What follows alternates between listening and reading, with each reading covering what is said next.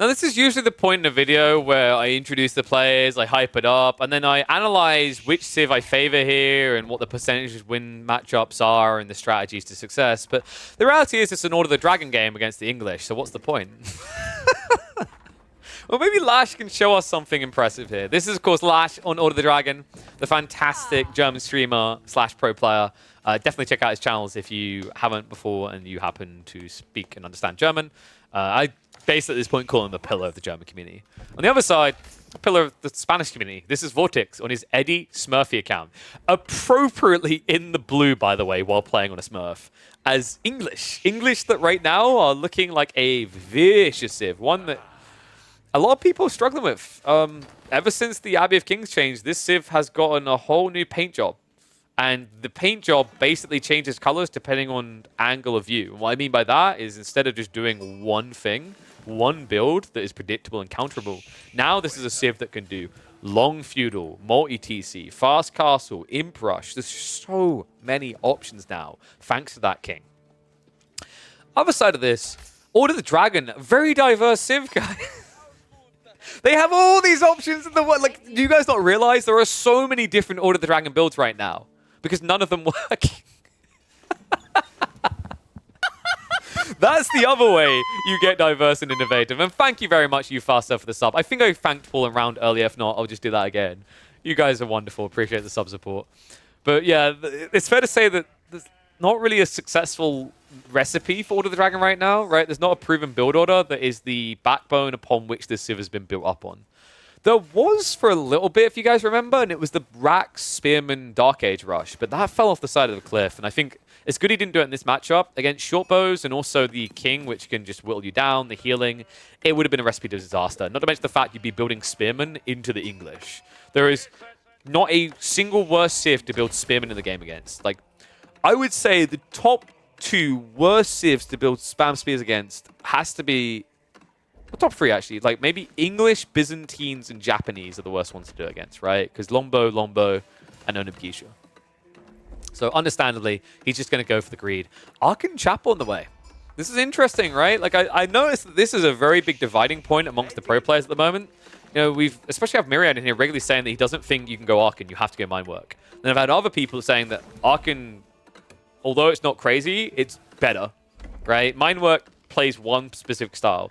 And I think that's true. Like, if you're going for Mine Work, you are playing one specific style of AoE4 in Order of the Dragon, and that is a very aggressive dragon. I do think that that's the way they're meant to be played, but I can understand why a lot of people shy away from it, because I think while Golden Cuirass is good, it's starting to be figured out, and thus its impact is falling off hard. The one that is still kind of an S-tier subtle tech would be Zornhau. Zornhau, I've noticed, is still underutilized. For me right now, of all the techs, of all the strategies I've seen, there's 2 that I really, really like. The first one is Prolonged Feudal with a few men-at-arms and mass Gilded Archers. That one's hard to force, though. A lot of players will see that scaling and then just tech. The other, which actually handles techers very well, is Fast Castle into Landsneck spam. And you don't even necessarily need to go Regnitz. Like, I'm actually talking Burgrave looks pretty good with that build. Because for me, if there's one unit that encompasses the power of the Order of the Dragon that actually makes them look good, it's Lansk. Landsneck are an incredibly powerful unit. Now, this is interesting. We have got Rax coming in. This is not going to be about long aggression, though. I don't think you can go long aggression here unless you want to go for, like, multi-TC. The weird part to me is that Lash is building a Rax, though, instead of just building an outpost. The Spearman can buffer away the King, right? But the King over time could potentially whittle you down. I just feel like an outpost does everything that this Rax would. And here's a crazy thought for you guys. You would spend less on an outpost than you would on a Spearman. You ever think about how crazy that is? Right? So basically, for those tuning in wondering how do you make Order of the Dragon work, it's simple. Don't waste money on units, just build outposts. Because then you have more population for villagers, and that means you can then build more outposts. And outposts are cheaper than Spearmen, so GG. There's actually someone in the chat right now taking notes. Please don't do that. In the early game, it's not a bad idea, but yeah, not great as the game goes on. That's also why, although we had players like Crackety doing these outpost rushes with proxy Raxes at first, those fell off as well.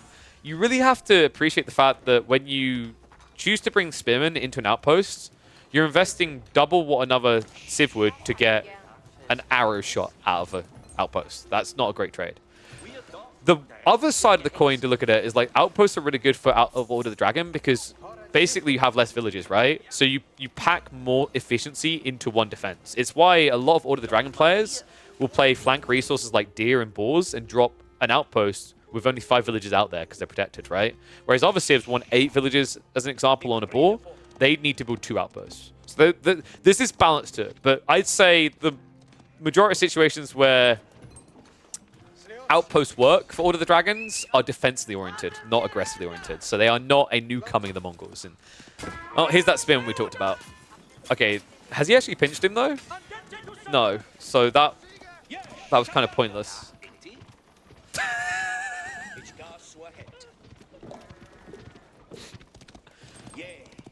I know there's going to be someone in chat going, what if we give them marching drills? If they had marching drills, that king would be dead. Yeah, no, this is pretty brutal because now Vortex will just heal up over time and come and do it again and just keep delaying your timings. However, keep in mind, like, at the end of the day, Lash is still fast casting. The reason I really like this king play against both HRE and Order of the Dragon fast casting, by the way, is you have a knight to block prelates. This is especially a big deal against Dragon because Dragon don't have additional prelates to begin with. They have to tech up and then start building them out of the Regnates. So you can snipe them pretty cleanly. Second TC is already up on the other side, of course. So Eddie Schmurphy, aka Vortex, will just play around a little bit here while he builds up the farms. He'll probably up to about 3 farm clusters and then go for the White Tower. And that will give him a very aggressive timing into Knights. So the whole idea is this king will block out the initial prelates, and then the Knights will contest the additional prelates afterwards. So really what Lash needs is an easy win, right? He needs a quick grab, like a relic here, for example. The difficulty he's going to have is look at what Vortex has done with his unit positioning. He's played a very dangerous game. He's running in the dark against a Gilded Spearman, which could kill him straight away. Because he wants to scout here. He wants to see where the tech up is happening, when it's happening, and he wants to know what direction the first prelate is going to go in. Love this as well. Backs off into Stealth Forest. This is tricky because Lash lost his scout, which... wait, did you guys... Am I blind? What happened with the scout? Because that... Did he dive the TC by accident? That shouldn't be happening, by the way. You should not be losing the scout to this. Not this early. That's huge. Wow, so Lash's game is very, very hard now. The fact he's queuing up Men-at-Arms doesn't instill faith, actually. It makes me more worried. I get why he's doing Men-at-Arms, because your opponent could just build Lombos to block you, right? But now, you don't really have something sufficient to protect the Prelate. Like, if I see you building Men-at-Arms and I've got the King, I will dive the Prelate every day of the week. It's a little bit of a tough one. Castle Age, Men-at-Arms upgrade at least coming in. Resources are starting to be stockpiled for Vortex, so we're probably looking more along the lines of 2 farm clusters into Castle Age. He has queued up a few longbows, but not too many. I think he'll cancel them the moment he sees Men-at-Arms coming. And here we go. Sees the Prelate. Vortex on his way back now with the King. Spearman is moving out to guard here. Lash, I imagine he will just not be baited by the scout whatsoever. Unfortunately, the Lombos are here. The King is going to waste time. And he's going to get in still. So nice strike there. Spearman is going to try to take him down, but it's going to take too long. 4 HP, and he gets away with it. The micro on point out of Vortex. And now 2 Lombos here. Oh! Okay, that was a sick last-second grab. Lash, it's so important he gets that kill. If he had let the King get away after taking the Prelate, Lash's timings would be completely off. This at least gives him a recovery arc, but he needs to be fast. Men-at-Arms... They're struggling here. They take so long to scale into as well, right? A handful of Lombos is kind of ruining his day, and already you see Vortex re-queues the King. It's so difficult to chase down here, right? 1.12 movement speed to 1.12. And this Prelate needs to go elsewhere now. Now, Vortex does still have the scout, so he should be checking for this. So far, he hasn't looked at all, though. So it looks like Vortex might be able to sneak a relic from the far left side of the map. 1 Gilded Knight would have been much better here. I kind of get why he didn't want to do it, right? I think he wanted to have extra units to guard multiple relics was his thought process. And also, the other thing I always like to highlight with the Gilded Knight issue is, like, realistically, Gilded Knights can be countered from an age behind. So Lash's thought process is he doesn't want to have to face a counter when he's against 2 TCs already. Like, imagine those games where your opponent's 2 TC, and you build Knights and you just spam spears. And how often do you lose those type of games, right? So I can see where Lash is coming from, but where it becomes a negative is this. These men-at-arms, if they were diving towards the English base right now, it's a winning play. They're running around the back of their own base. This is the worst use possible for such expensive units. That being said, relics are at least being returned. That's the positive. But right now, the negatives feel like they're outweighing. White Tower now on the way. Vortex almost with a 20 villager lead. And there are still 4 relics to play for. And there will still be 4 relics to play for because of the fact that this prelate's also going to be taken out. In fact, the timing here from Vortex is disgusting. Check this. He knows that relic's been taken. Wow. This is suffocating right now. Prelate barely gets away. Wallow's going to come out, but here's an interesting detail for you. That king can't be converted. He doesn't care. If you Wallalow and a king's around, you're just dying faster. And because these aren't spears, the king also doesn't care. The men-at-arms will not stop him. So Prelate is going to flop dead. Right side is at least going to be cleared up. Prelate in the center was denied, though. It's going to be a pivot to the right side now, but if Vortex senses this and just dives past, you could be looking at a struggle to even get 1 relic at this pacing for the Order of the Dragon.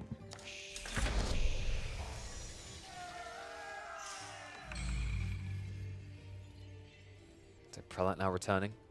Tech up comes through on the other side, and immediately see the Q Upper Knights.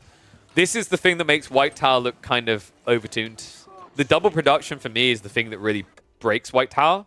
So here's my recommendation. This double production should be a tech unlock on the keep. You pay like 150 resources, you get double tech unlock. It's still a good deal. But it would slightly delay the night spam timing, and it would make it a slight investment higher, right? Because the alternative is you weaken the defense. Because, to be honest with you, 12 damage times 3 at this stage is way too good. Even a men-at-arms spamming Order of the Dragon player in Castle would die to that. He wouldn't be able to stay under that defense, right? Like, no Civ can. White Tower is, I'd say, better than Berkshire when Berkshire comes into the game. And yeah, it is starting to look a lot like Fast Imp, right? He's gathering relics, and I think that's all he cares about. So, funny thing about the English now, guys. English is very much a tempo Civ. They're very much a teching Civ now. Wingard is the MVP play. Like, that is your end goal, I think, in practically all English matchups now. That involves a bit of greed. Because if you get into Wingard, not only do you get all these tech ups along the way, things like enclosures that feel good, you scale your farms better, but also you get so many units out so quickly with things like Wingard Raiders, or you get so many good units out with little production building investment, such as Footmen and Rangers. It's insane just how good that landmark is. Where would I rank Wingard? I'd probably put it like top 6. Easily top 6, I think. Imperial landmarks. It's really good. Gilded Crossbowman now coming from Lash. Understandable here. But considering this is a fast imp build, if this is fast imp into Wingard Rangers, or Raiders rather, you lose with this comp that Lash has got. Right? Because Horsemen will just tear these guys a new one.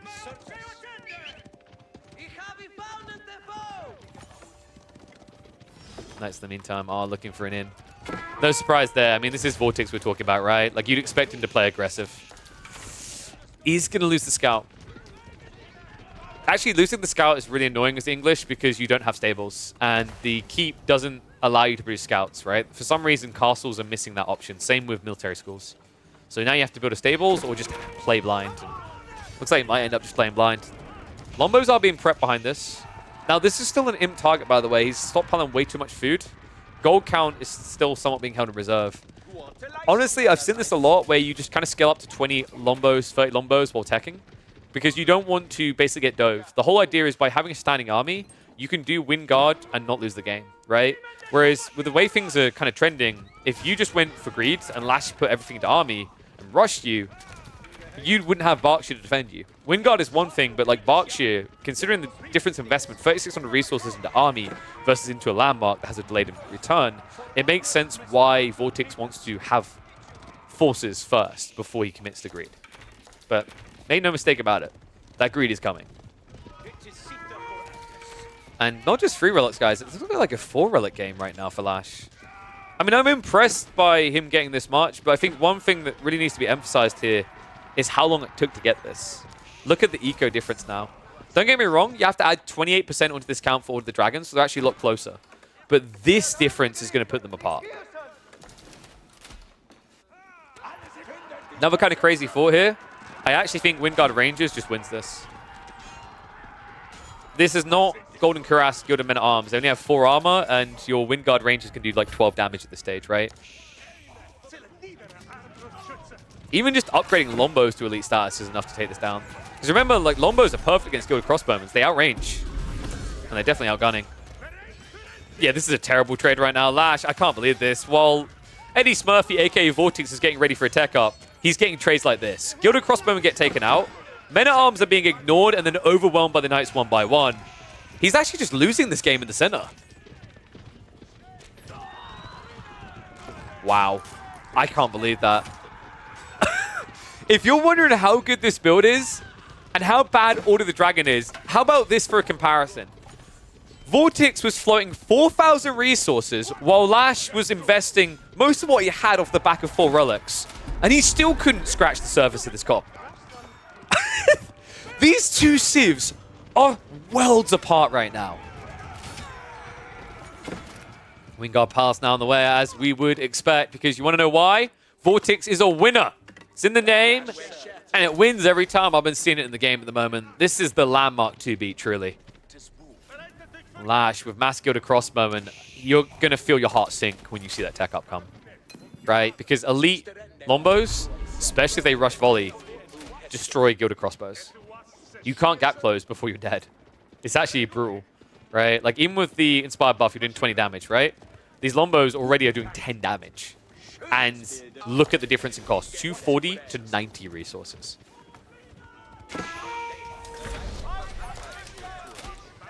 Lash went for the completely wrong units. That's true. Because anyone who doesn't go for Landsnack is going for the wrong units.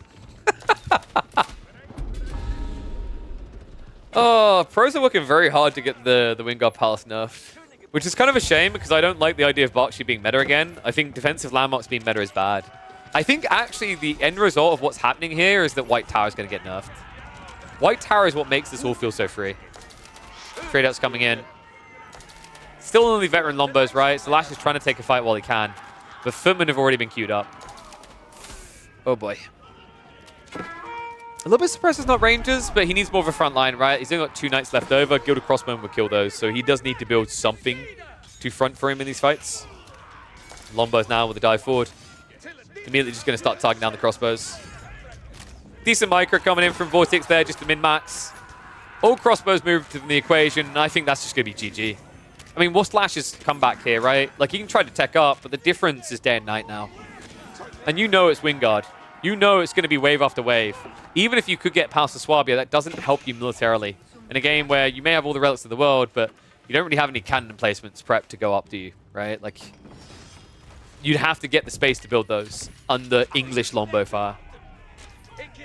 There you go, guys. Elite status in. 11 damage per strike. It's only looking hard to kill this guy because he has the buff on, which gives him the +1 armor. But outside that, like, it's 6 damage reduction against 11 damage, right? So this is a unit that isn't meant to hit hard against heavy units. Because the elite status, it's actually clearing you up quite fast. And folks, this is just wave number 1. Wave number 2 is now coming. King's Green rebuilt.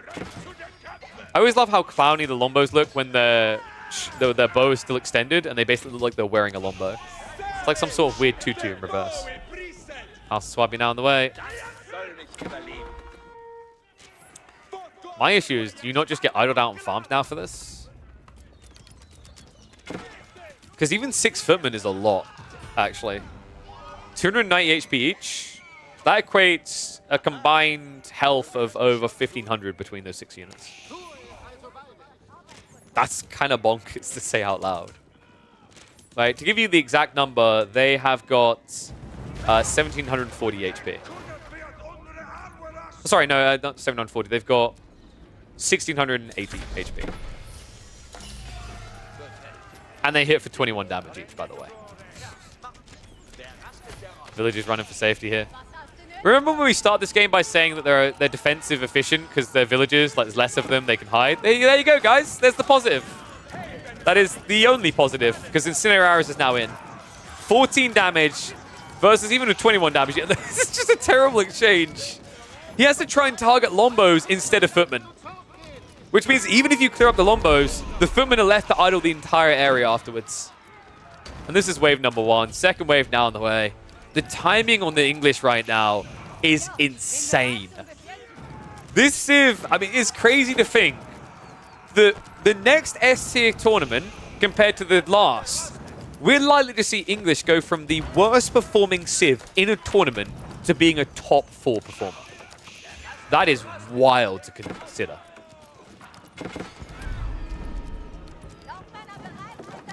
But every day I watch more English. Every day it seems more feasible. It's still a puzzling Civ that needs solving for. My only hopes is, at least these type of games, what we might get out of this is Order of the Dragon getting buffed. This Civ needs something. Something I actually think needs a rework more than a buff. Something fundamentally at the core of this Civ needs to be changed to make it feel more worth it.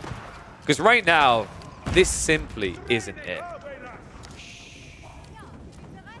Triple the HP instead of double? Alright, you smoking someone. I think maybe production. See, the problem is I don't want to level up production because level up production makes the mid-game better. And I think mid-game is the only thing that they do really well. Healing and feudal would be broken. Congrats. It's a tough one for sure. Someone mentioned the idea of giving them extra population in Imperial Age, like an extra plus 50. But I always say you need to be careful about anything requiring Imperial heavily, because like when you do that, what you do is you reward people for booming instead of playing the game. This is always a tricky challenge with balancing civs around Im. Because I think the reason why the AoE 4 meta is in the best place has been in a long time is because there's a lot of rewards for feudal and castle now, and not as many for Imperial. So the challenge is balancing any changes you make to civs like the dragons around rewarding feudal castle, not just Imperial play. Marching drills? Well, considering their boots are like twice the size of the normal people because they're giants, maybe we make that cost like 3 times what it would. Probably some monasteries in feudal with inspired warriors with some other nerf. Quite possibly. I think if you do that, you'll have to nerf the men-at-arms. The men-at-arms will have to lose +1 armor to each. That would be the balance point, I think. Are German people even historically giant people? No, to be honest, this should have been the order of the Dutch, right? Like, all Dutch people are really tall. Because you know how that works, right? Like, you're either tall or you drown at birth. Because they live in a swamp, so.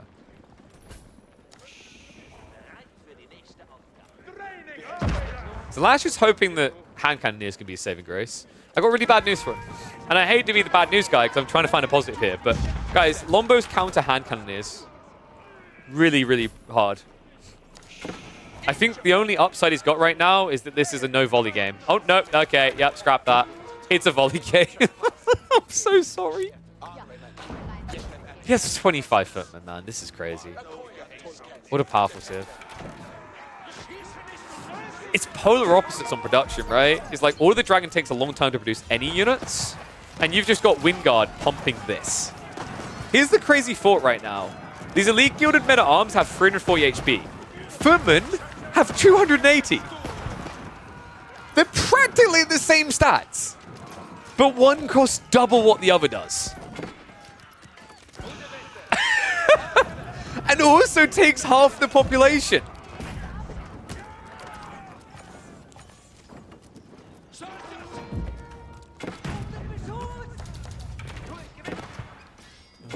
God. The more you think about that, the more wild it is, right? I never sat here and really contemplated the stats of the 2 units, but it's true. Footmen are more affordable, take less population, and only have slightly, barely worse stats than Order of the Dragon Gilded Men-at-Arms in Elite. Ram's now coming in. I mean, this is GG. It's going to get called. One of the best civs on the ladder right now, up against one of the worst, and all we can do is sit and wonder, when are the dragons going to be made more like a Game of Thrones character and less like a Disney one?